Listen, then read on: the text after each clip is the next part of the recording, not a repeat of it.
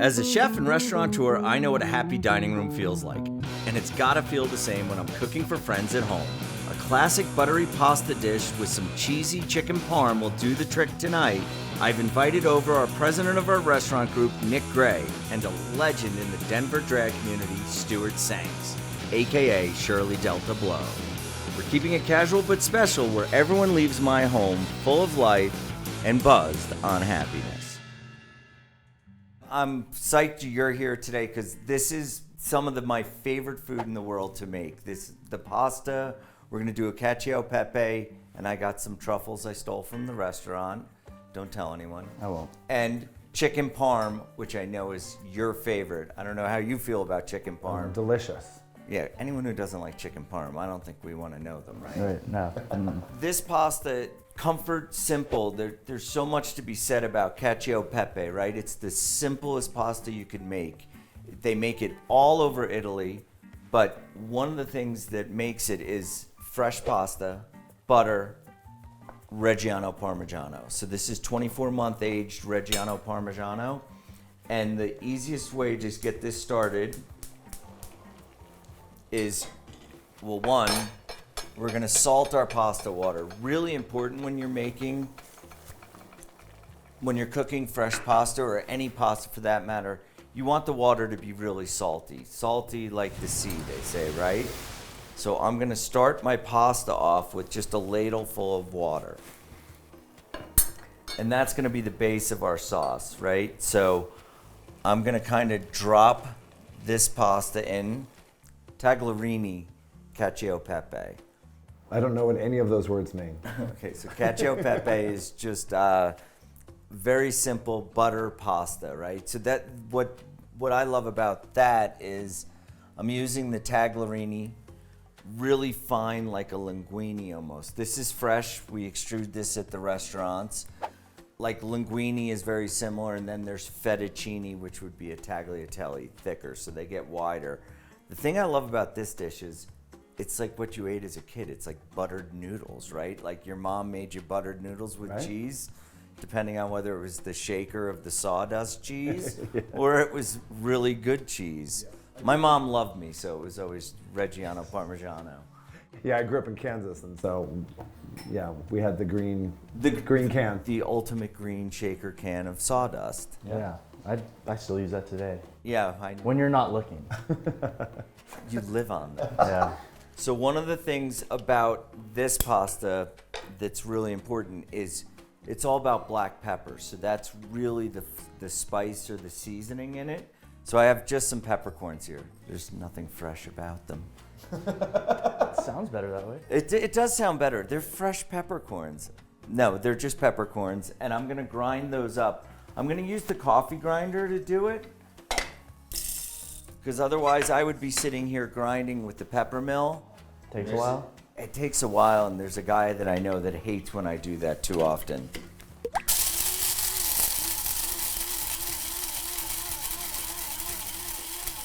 I didn't want to mention Travis's name, but... So why wouldn't you just use, ground pepper that you got from a store? Why is it better to have it freshly ground? Smell. There's no store-bought like pepper that you're gonna buy that comes in those things that you buy in the store. They're so flat. This has a ton of flavor to it. It was kind of fresh because we just did it. And I'm gonna add a nice big pinch of that. So this is gonna be really straightforward, little burn to your nose. And then I'm gonna start to get the sauce finished. So I'm gonna take some butter. And basically what I'm doing is just emulsifying this butter into this dish. So you can see it's starting to melt. Yep. And then once it all melts, then I know I'm ready to add the pasta. So that's as simple as this sauce is.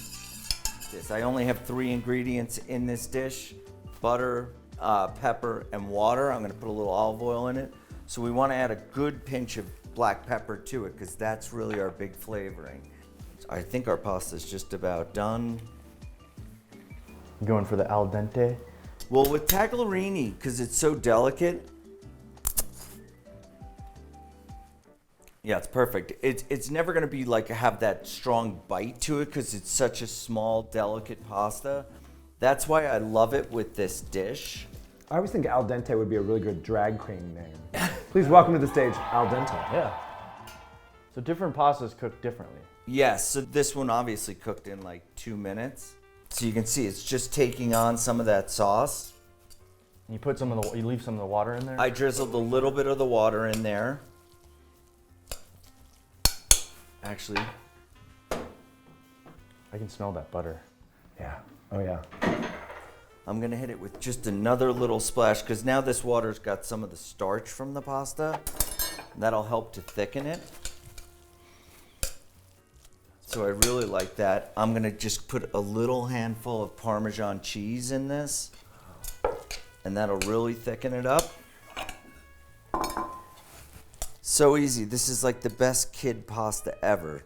And this is like what they tell you they judge chefs by in Italy. Like if you can make a great Cacio Pepe, because for me, there's not enough chefs that are willing to just do something so simple and do it well. I think everyone wants to overdo everything. Yeah. And I think when you can take just a few ingredients and make them sing, and hopefully when you eat this, you're gonna be like, oh my gosh, this is so awesome. So a little bit of extra virgin olive oil, because we're in like Tuscany, right? And then Fresh? some fresh grated Reggiano Parmigiano. Wow. And I'm gonna go pretty heavy on this. I don't mind that. No, I mean, who doesn't love... remember I said I didn't put a lot of cheese in it when I tossed it because I want this fresh flavor.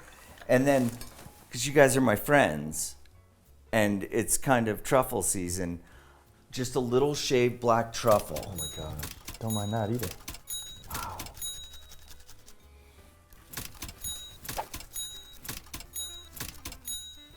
Went from simple to I know, it's like extravagant, right? So, I mean, to me, this is the quintessential Italian dish, rustic, with the addition of some truffles for you. But I think that's one of the best pastas I can make. If I only could make one pasta the rest of my life, or eat one pasta, it's probably this. I also made a little cocktail for you, or a little drink to have. It's, if you can give that a smell, tell me if you can tell what's in it. There's definitely some ice in here. Yeah. Cucumber? Oh yeah, it smells cucumber. Yeah, I see that. No ice. You're the winner. Yes! Cheers. Wait. Oh, So more? there is Yeah. more. So I'm gonna top yours off with a little bit of bubbles, and yours with a little bit of Perrier Get bubbles too. to give it a spritz. We want you to have a spritz. So it's a little bit of cucumber, rosemary, and a little simple syrup. Excellent. Yeah. But I think it'll go because it's refreshing to go the cucumbers and the truffles. Yeah. Cheers. Good. Cheers. Yeah, Exactly. cheers. Oh, wow. That's fresh. Oh yeah. From the garden, right? The Yeah. That's good. Dig in. Okay. Manja, as they say. Come on. It's like a mountain of cheese on the top. I want to go to there. You want to go to the top of the mountain. I do. I do. Get a little bit of everything on here. Oh my gosh. Wow. I'd be okay if you made this for the rest of your life. Yeah, no, right? Made it for me for the Yeah. rest of my life too. I'd be fine with that. That's so good. Surely you don't mean that. Oh. That's good. When you go out to dinner and you're like in a restaurant, you just want something that's so comforting and simple. I think, and that's something that I always believe we're losing in the way people are cooking these days. I mean, we have such a farm to table movement, and then yet you're taking these beautiful farm ingredients and adding so much more stuff to them rather than just letting them sing. We're gonna get our chicken cutlets going. That sounds good. I think there's a funny story somewhere in there, isn't there? I think you say chicken cutlets and I see chicken cutlets, but in the dressing room, drag queens wear things very similar to that to accentuate their breasts, and we call them chicken cutlets. Sometimes you dance really hard and your chicken cutlets come flying out. That's a good night. Wouldn't it smell if you were using chicken cutlets? You don't really use chicken cutlets. All right. Yes. So we're just gonna do standard breading. It's just regular all-purpose flour, and I'm just gonna lightly dust them in that. Then it goes in an egg wash, and these are just eggs whisked. And then we put it In the good stuff. in the good stuff, the breadcrumbs. I'm actually using panko for these, the Japanese breadcrumbs, because they really crisp up well when you fry.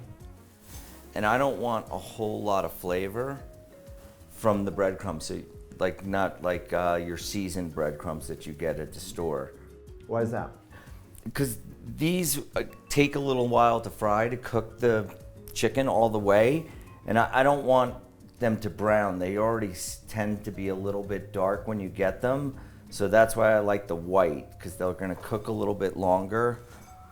When I'm walking through our restaurants, I've noticed chefs, pounding the chicken cutlet. Why do they do that? To tenderize it and to make them thinner so it spreads out and cooks a little more evenly, I actually just butterflied these. So I took the knife and cut the breasts in half. But So you can slice see, them in the middle? yeah, so I opens? butterflied the breast out. So I took a knife and just went right across it to make it bigger and wider and help it to cook a little more evenly. You kind of do want to pat it really into it though. You kind of have to massage it into the chicken breast. So I'm massaging the breast. That's good. So I've got my cutlets done. And I think I'm just gonna tidy up, and then it's time to we'll pan fry them. So typically in restaurants we would deep fry them, but I think I'm gonna do them in a little bit of olive oil to impart that olive oil flavor. It'll make it taste a little lighter than just dropping it in a deep fryer. I would eat that right now. Oh, yeah. Why don't they do chicken tartare? Like, please welcome to the stage, salmonella. Yeah, that's probably right. Chicken tartare was a huge thing until a bunch of people got sick and died, so I Okay. think they stopped that. That's weird. I'm not sure why. We could try and bring that back though. Yeah. So I have some extra virgin olive oil. I'm gonna put this pan on pretty high heat. What makes it extra virgin? Like, what does that mean? Never been kissed. Oh, okay. No, extra virgin olive oil means that it's a cold pressed olive oil. It's like from the first pressing when they pick the olives and push them through to extract the oil. It's just the first pressing of it. So that's really what it is, and you get a higher quality. The more you process the olives, the lesser the quality, but you're still extruding oil. So we want to make sure our oil is really hot when we're going to drop the cutlets in, because it will help keep the breading crisp and stick to it. Now, I can see this is shimmering. Drag queens, we're ready when we shimmer too. We put a little shimmer on here. You put, okay, so this is very similar. Very, yeah. So, and also when you ever put anything in, put it in away from you, so in case it splashes. It's good. Little safety tip when you're shimmering. Yeah, it's important. We shimmer away from our eyes as well. It's important. Could do this as a shimmy. It's kind of the same thing. Well, that's what we just do that in the background when everybody's on the floor at the restaurants. We're Right. doing this in the kitchen. Woohoo! It's fantastic. So I have some fresh mozzarella from the restaurant. You can use any kind of good fresh mozzarella to top it off with. Can you just say that again? I just love the way you say that word. A mozzarella. Oh my You God. gotta say a mozzarella. You For have to- some reason you gotta do the hand gesture It doesn't too. sound right if you don't. Mozzarella. So, and then I have just some regular mozzarella. How do you know when to turn it over? Is it going to be like this classic turnover when it's golden brown? Oh my gosh, that's another drag queen. Please welcome to the stage, Golden Brown. Yeah. Golden brown. Gosh. With salmonella, al dente, and Yeah. golden brown. Yeah. So you can see it's starting to get golden brown. There you go. That will have a whole new meaning for me the rest of my life cooking. So they're gonna take about 3 to 4 minutes on each side. And that seems to be always tricky because, right, you're cooking the outside, but you're also cooking the inside at the Yeah, same you- time. Kind of like a, You need to anything make sure fry. it gets cooked through. We are gonna bake this, so I'm not too worried about, like, that's the other thing with chicken parm or veal parm. You need to cook it not kill it in this pan because then it's going to get another heat treatment. Okay. And is that just to finish it off when you do that? Yeah, well, I need to melt the cheese and get the sauce up. I've got some wigs that need a good heat treatment too, if I can help with that. Oh man, those look so good. Look at that. That looks so good. So it's super crispy, and that's really what we're looking for. Yeah. So I'm going to get my pan. I just like to put a little bit of sauce. What's that doing? Just so that I have some sauce when I bake them in the oven. This is where you say, don't get saucy with me, Bernays. Don't get saucy with me, Bernays. I'm going to just see where we're at. And this is, I guess you could use a thermometer to test it, but I like to just give it a cut in. And I can see that it's pretty much cooked just through. Like if you guys can see that. You can see it's still nice and moist. There's actually like water running out of it, a little bit of moisture coming out of it. So I know it's done. Just gonna put that back in. Am I looking for like the color to tell me that it's finished, or am I looking for that water coming out? Or? You're looking for the color because it would be still like translucent. Like you would have, I don't know where I put the other piece of chicken. Oh.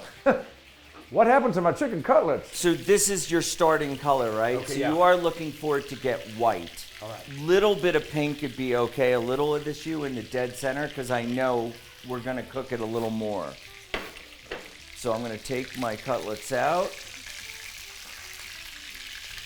Now the cheese? So a little more sauce. Get a little sauce. More sauce, please. Secret's in the sauce, they say. The secret is in the sauce. So this is just a simple pomodoro sauce. Once we've got it like this, I'm gonna put on, I'm a cheese junkie. How do you feel about cheese? I love cheese. Yes, please. Really, I do. It's just like butter. You can never have enough, right? No, you can't. So 2 pieces of this each. Oh my gosh. And then, What, and more? oh yeah, then the fresh mozzarella. The Parm for the alla Parmesan, right? Wow. So now I'm ready to put this in the oven. I love my toaster oven. So much easier. Don't have to get the kitchen all hot. Wait 20 minutes for it to heat up. So this is 2 dark toast cycles in your toaster oven. Wow.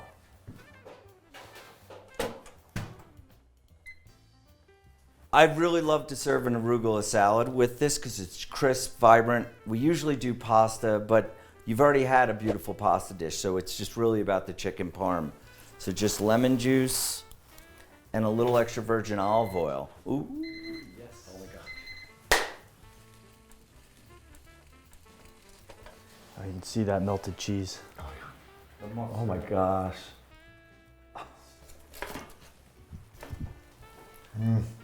Yeah. Do you want any of this or what? Yeah.